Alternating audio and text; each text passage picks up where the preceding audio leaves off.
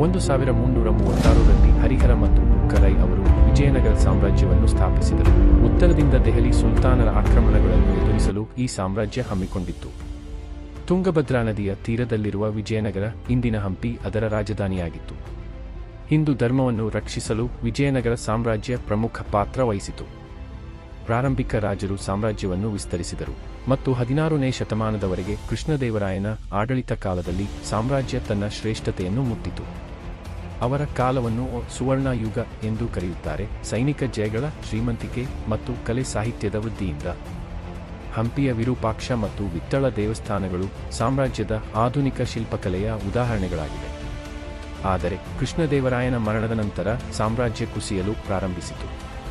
1565ರಲ್ಲಿ ತಾಳಿಕೋಟೆಯ ಯುದ್ಧದಲ್ಲಿ ದಕ್ಷಿಣ ಭಾರತ ಸುಲ್ತಾನರ ಒಕ್ಕೂಟದ ವಿರುದ್ಧ ವಿಜಯನಗರವು ಸೋತು ಸಾಮ್ರಾಜ್ಯದ ಮಹತ್ವದ ಮುಕ್ತಾಯವಾಯಿತು.